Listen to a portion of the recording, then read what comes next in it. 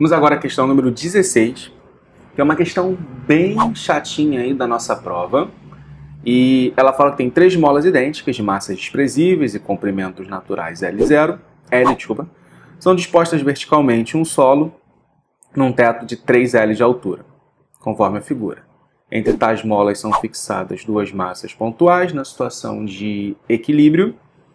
Retira-se a mola inferior, resultando no deslocamento da massa superior D1 para baixo e da inferior D2 também para baixo. Alcançamos uma nova posição de equilíbrio, né? Quanto vale a razão D1 sobre D2. Então vamos lá, pessoal. Aqui você pode pensar que tem 3 molas L, L, L, e cada uma, né, tinha comprimento natural L, então está dividido igualmente aqui, não tem deslocamento. Isso acaba sendo um equívoco por causa dessas massas aqui. As massas elas vão estar fazendo força, né, peso nas molas. Não é bem o peso, né, mas você entendeu a ideia, né? O sistema vai estar com essa força aqui, então tem que ter uma fel aqui para cima. Vamos chamar só de F1 para facilitar. E é claro que vai ter um F2 aqui para baixo, e aí tem o F2 aqui para cima também. Tem o peso desse cara aqui, e tem a força elástica da mola 3, né? Então nós vamos ter aí 3 deslocamentos. Só que o deslocamento 3 a gente pode já escrever em função dos deslocamentos 1 e 2, né? A gente não precisa escrever especificamente um valor x3, tá? Porque quando esse cara aqui descer x1 em relação à posição de equilíbrio e esse cara aqui descer x2 em relação à posição de equilíbrio, com certeza a mola 3 ela vai ter que ter um deslocamento x1 mais x2 para manter o comprimento total 3L, que seria o original se as molas estivessem ligadas sozinhas, tá? Então a gente acaba não precisando fazer análise desse cara. Vamos fazer agora o equilíbrio das forças, tá bom? Eu vou só fazer uma troca aqui por uma questão de comodidade. Em vez de eu chamar esse cara aqui de x2, eu vou chamar esse cara aqui de baixo de x2. E aí você vai entender já já por quê. Se eu chamo esse cara aqui de x2, eu já calculo quanto que o objeto tanto 1 quanto 2 desceram. E aí fica mais fácil de responder a pergunta que ele fez, tá? Mas é claro que isso não faz a menor diferença aí pra gente. Aí nesse caso aqui a força 2 está para cá. Aí nós vamos ter a força desse cara e a força desse cara aqui eu vou chamar de 3. Então, no primeiro equilíbrio, né, na situação inicial, o corpo vamos chamar de corpo 1 e o de baixo a gente chama de corpo 2. Então, o que nós vamos ter para o corpo 1? O peso mais o F3 tem que ser igual ao F1. Porque esse cara puxa a mola para baixo, então esse aqui está a força para cima. E esse aqui comprime a mola de baixo, por isso que a força ela aparece para cima. Vou melhorar aqui o desenho, né? Para ficar tudo direitinho, para você ver. Pronto. E no segundo, né, o segundo bloquinho, nós vamos ter o F2 mais o F3 igual ao peso. Ok? Porque aí o que vai estar acontecendo, né? Esse cara aqui vai estar empurrando essa mola para baixo, e aí a mola de cima vai estar puxando ele para cima, e a mola de baixo vai estar empurrando ele para cima também. Então, por isso que as duas forças aqui elas aparecem somadas, tá? Agora, a gente pode achar uma relação entre esses caras aqui, porque, vamos lá, se aqui é x1 e aqui é x2, lembra que a gente tinha falado que o x2 ela seria o x1 mais o x3?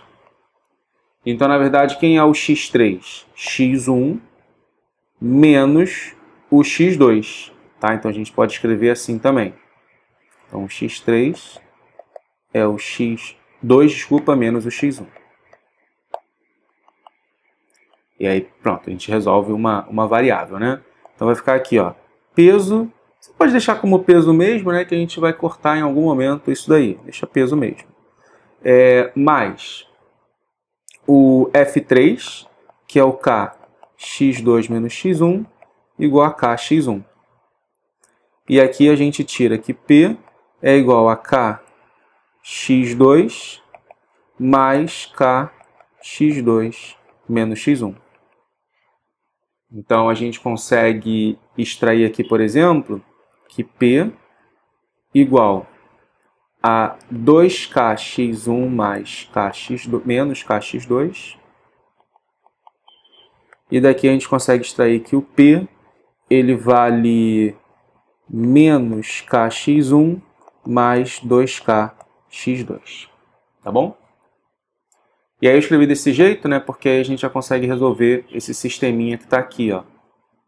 Só isolar ele aqui para você ver direitinho esse sistema.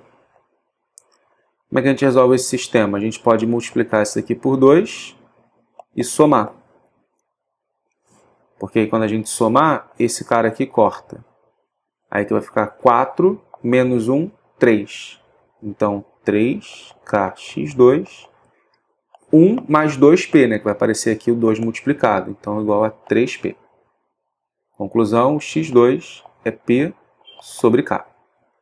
E aí, se você substituir, aqui assim, por exemplo, nesse cara, quem vai ser o x1? Ó, 2kx1 vai ser p mais kx2, que é o próprio p, né? Então, vai acabar cortando também. Então, x1 vai ficar mg, né, p, sobre k. Que legal isso, né? Eles têm o mesmo deslocamento. E faz todo sentido. Vamos pensar agora do ponto de vista físico. Do ponto de vista físico, esse cara vai puxar a mola para baixo, esse cara vai puxar a mola para baixo, eles têm o mesmo peso, causariam o mesmo deslocamento. E essa mola daqui não tem força. Poderia ter escrito isso antes, tá? Como eu não acho que é uma coisa tão trivial assim de observar, aí é por isso que eu fiz a conta.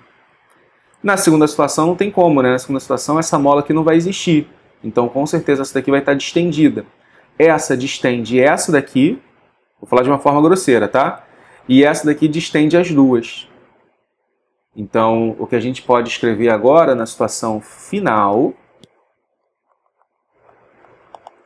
vai ser aqui, ó, o bloquinho 1, que é o bloquinho de cima, né? Ele vai ter as duas forças, né, atuando nele. Então vai ficar o peso para baixo, mais a força elástica dessa mola daqui, que a gente chamou de, vamos chamar de kx2, né? Igual a força elástica dessa mola daqui, que é o kx1. Agora, no segundo bloquinho, nós vamos ter que o mesmo peso é igual somente a esse kx2 aqui, porque não tem nenhuma outra força atuando. Então, de novo, é como se o primeiro bloco, esse bloquinho daqui, ele só puxasse esse cara, e aí você vai ver que esse segundo, ele vai puxar esse e empurrar esse. Então vai ficar assim, olha. Já dá para achar, inclusive, quem são, né, os caras. x2, vamos chamar de linha, né, para diferenciar do anterior. É P sobre K. E aqui, ó, isso daqui é o P, certo? Então, quem é o x1 linha? 2P sobre K. Mas aí o que ele quer saber da gente não é as posições de equilíbrio, né? Ele quer saber o quanto que esses caras descem em relação à nova posição de equilíbrio, né? Resultando em um deslocamento, tá vendo? Ó, D1 e o outro um deslocamento D2. Então, vamos escrever com calma agora quem são as posições das esferas. Vamos chamar de eixo Y aqui. Então, vamos lá. O Y inicial, né, vamos chamar de Y1, é o L mais um X1. Ok? E o Y2, ele vai ser 2L mais o X. Acho que a gente viu que é igual, né? O novo y desse cara daqui vai ser o L mais o x1'. O segundo, ó, vai ser 2L, eu vou escrever isso tudo, tá? Só preste atenção aqui antes. Vai ser 2L mais o que esse cara desce, mais o que essa mola aqui de baixo desce. Então, olha que interessante. O y1, opa, passei direto sem querer. O y1, ele vai ser L mais x1, e o y1' é L mais x1'. Então, a diferença é o quanto que esse cara desceu. Então, D1 vai ser, ó, subtrai esses dois caras aqui, vai ser x1' menos x1. O x1' é 2p sobre k e o x1 é p sobre k, né? Então, a diferença vai dar só o p sobre k. Aí, mesma coisa, ó, y2, ele era 2L mais x, x2, né? E o y'2, ele é 2L mais x1' mais x2'. Então, quem vai ser o D2, né? Quando nós fizermos a subtração, aqui vai cortar. Então, vai ser, ó, esse mais esse menos esse. Ok? Então, ó, esse daqui corta. Então, vai dar 2, né? 2p sobre k. Finalmente, né, como ele quer a razão D2 sobre D1, D2 é 2p sobre k, o D1 é p sobre k, né? O p sobre k corta, sobra apenas 2. Por isso que a resposta está na letra A. Eu resolvi fazer essa questão desse jeito, um pouco mais longo, pessoal, porque eu já tinha feito de outra forma e muita gente ficou na dúvida, como é que eu achei os deslocamentos, como é que eu achei tudo isso. Então, eu resolvi fazer desse jeito um pouquinho mais longo, mais trabalhoso, mas que relaciona todas as medidas de que nós precisamos, né? E fica mais visual o deslocamento realmente que está acontecendo. Beleza? Espero que vocês tenham gostado. Até a próxima.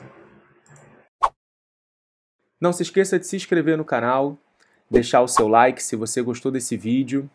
Pode colocar suas dúvidas aqui nos comentários e compartilha com seus amigos para que eles vejam essa aula também. E pode me seguir lá no Instagram, @EdwardFísica.